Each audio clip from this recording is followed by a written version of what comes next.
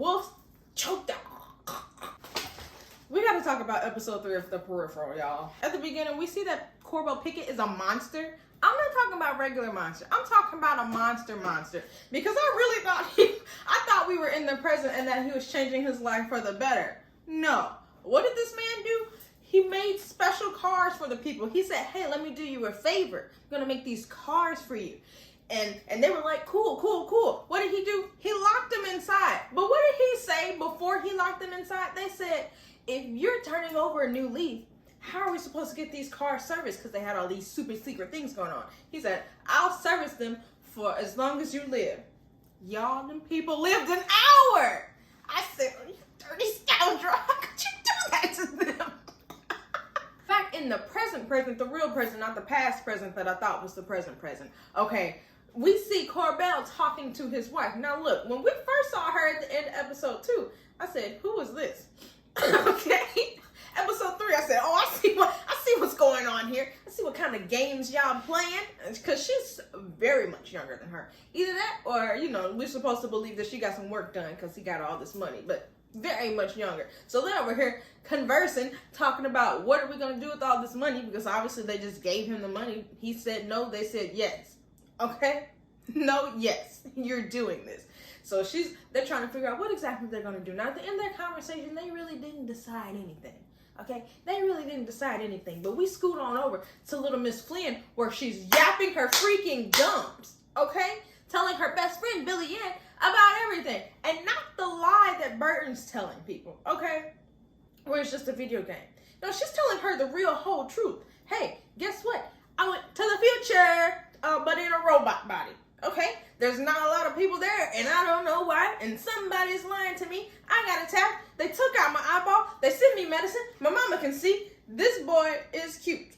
Okay? The wolf man is cute. She told her everything. Now look. Obviously, that's a dumb thing. That's a very dumb thing to do. And if you don't understand why, let me tell you why. Freaking Billy Ann is married to Jasper. And who's Jasper related to? Pickett. It's his uncle. So what does that mean? They're in the crosshairs. Now, little did they know. Okay, little did they know. They were already in the crosshairs, but crosshairage even more. When Burton explained all of that to her. When she told Burton, I told Billy Ann. He was mad. And you know what I didn't appreciate? I didn't appreciate how she got mad at him. He went to war, not you. He knows about tactics, not you. She always talking to him crazy, cussing at him out, okay? Like he don't know what he's talking about. And then when he said Jasper's Pickett's nephew, she was like, oh. Yeah, that's all you can say now, dummy. She's been doing a lot, making me mad, getting me riled up, okay, throughout all the episode. As they ride in the car in silence, because she done made it awkward, okay? They get a ping. We got to go back in. She goes back into the future. What do they tell her? Pickett's been hired. So now, even though we already knew Pickett was on the job, okay, maybe not, he don't know if he's going to take it. But we already knew Pickett was in there. Now she knows Pickett's in there. She said, oh, I got to go back. You're dang right you got to go back. But we do get to see a flashback. And who do we get to see a flashback of? Little Wolf and little Alita. And we learned that they were in an orphanage. And let me tell you, the kid that plays Wolf, I didn't look up his name. He is so cute.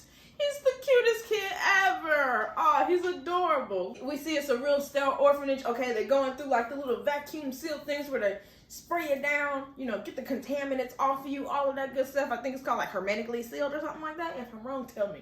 Because I think it's hermetically. Also sounds wrong. Okay. So, and then when they go up there, they ask them if the kids have had shots. I'm thinking a plague happened. They said something about reformation. I'm thinking it's a plague. I'm thinking some real stuff went down. Where the plague come from, I don't know. Because at this point in time, they got their shots. So I have no idea. So they're like, okay, we just want Alita. We just want the girl. We were only prepared to adopt one kid. And Alita's like, no. You either get both of us or you get none of us. I'm not going with you ever. Okay? Ride or die for life. And so they're like, And then the guy looks at Wolf, because at this time we've been calling this boy Wolf. He looks at him and he said, what's your name? and he says Wolf, which is very close, right? Wolf, Wolf, very, very close. I thought they were calling this man Wolf throughout the whole show. Turned out it was Wolf. So anyway, they say, what's your name? He says Wolf. They're like, Wolf? They're like, yeah, short for Wolfgang, because apparently he's like, you know, black and German ancestry, okay? The dad guy, man, is like, what about Wilfred? It's a classic name. And then, which my thing is, it's like, first of all, Wolfgang is a lot better name than Wilfred. Why would you name some child Wilfred? It sounds like a dog. I think there is a cartoon dog named Wilfred. Don't like it. Didn't like it. Anyway, he looked at Alita. Alita was like, absolutely not. Don't change who you are for these people. But he said, I could like Wilfred. Because I think he really was just like, I'm trying to get in a house. I'm not trying to live on these streets. I'm not trying to be in this orphanage. This, changing my name and living with two people that I don't know is better than nothing. Obviously, when he said that, Alita was like, I don't like that. And I wouldn't have either.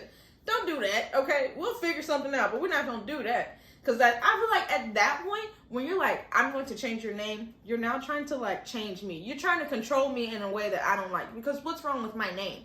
That's a red flag. I feel like you're going to start trying to change everything about me. Change my personality. Get me to walk different, talk to, no, sir. My name is Wolfgang from now on forever. But he's still letting people call him Wilfred. Like, what the heck? We still in the future. Wolf, because I'm calling him Wolf, okay? His mama named him Wolf. I'm going to call him Wolf. He goes and visits his adopted mom, okay? This mom obviously has lost her mind, okay? She has a robot whose face is like Alita's, whose voice is like Alita's. Oh, I said, and the robot serves her. Not just like the robots there. You want some more tea? Is it hot enough?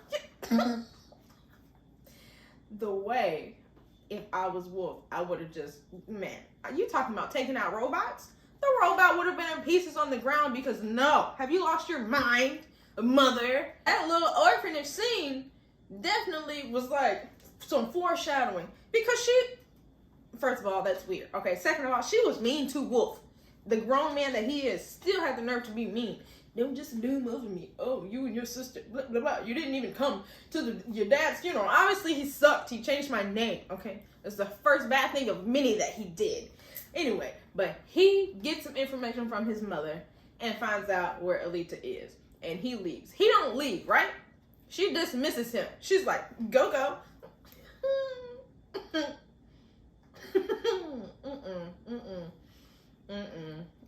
So anyway, he was better than me. But my mama don't talk to me like that. We're nice, loving people, okay? No.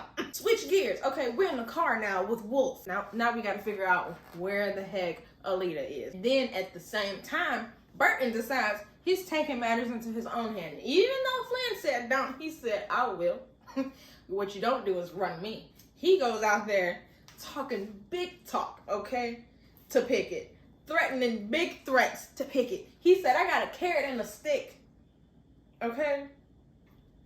Pickett said, that's your carrot? He said, and this is my stick. I said, okay, well, first of all, the way I said but the stick if the stick was sticking, I also would have been like, sure, whatever you say. This man pointing his finger at the glass and he's smoking. Oh, I don't want no games. I don't want no problems. And old boy in the back still got the gash on his face from episode 1. And while this whole thing is going down, Tommy's there. Tommy turns around right on time to see them shake hands. And now he's a little suspect. Because what does Burton have to do with the drug dealer, right? Why y'all shaking hands? But we don't go no further in this episode about that. We then go back into the future. We did a lot more switching in this episode than I feel like we've done in the past too, right? We go back to the future. Who do we see? We see head honcho Charisse, the black lady. So beautiful. Love her. Okay, she's talking to her head of security guy. Have no idea what his name is, and it's not important. Okay, we learned at the end of the episode it don't matter what that man's name is. He's nameless. She's a monster. Okay? There's nothing about her that's nice. She's pretty. She's beautiful. That's the extent. She's a beautiful monster. Okay? She just goes around threatening everyone. Okay? She threatened her head of security guy. And then what does she do? Kills Somebody else that knew Alita, that found out that this woman knew Alita, worked at the same place as her, built a little friendship, and that's how Alita got into RI, into the place in RI that she wasn't supposed to be. Okay, took that woman out with tea. Tea, regular, degular tea. That she put some stuff in, made him think she was a hornet. Then she had bees. That woman said, I have 2 kids. She said that's exactly it. Think of how I feel. Like, what? I'm telling you, you got 2 kids, and you telling me you got metaphorical 2 kids?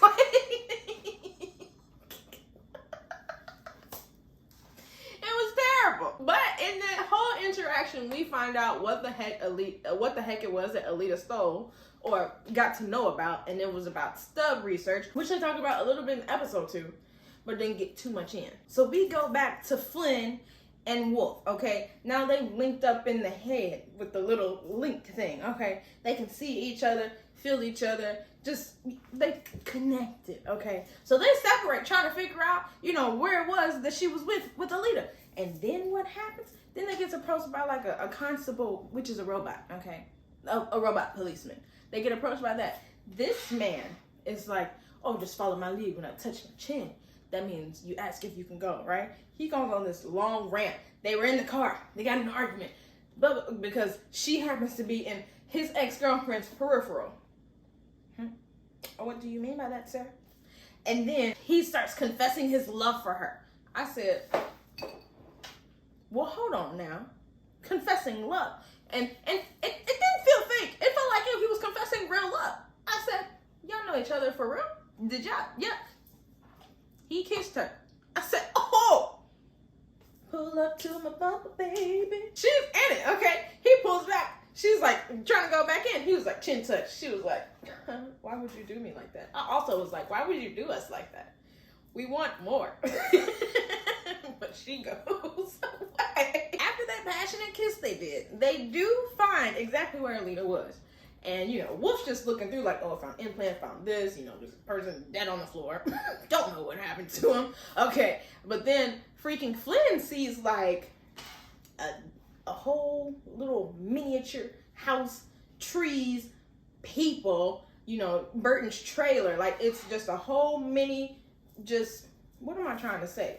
Minifigs. I don't know what to say. Anyway, she sees it and she's like, what the heck is going on here? Because why do you have my house? Why do you have the property? Why do you have my brothers holding the weapons? What is this or what's going on? Obviously, we are putting together the pieces. Had something to do with stub research, what they kind of went into, but they didn't really go into why they're so interested in it, right? As they're leaving that house, and this is why I said it was not even important that we knew the head honcho security guy's name.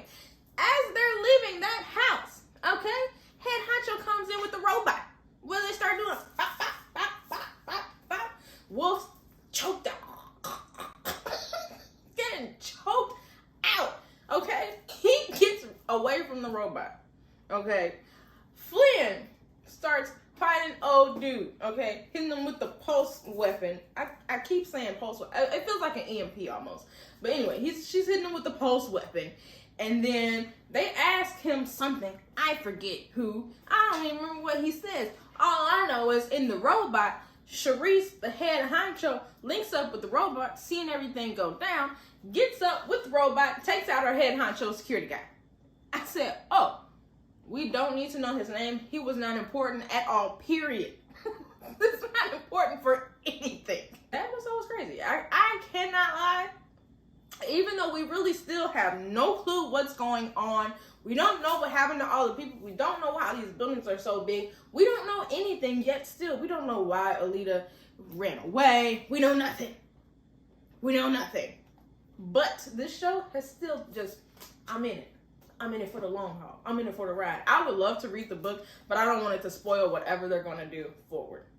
So if you've seen it, like I said last time, if you've read the book, you can spoil it up to the point that we are at in this episode.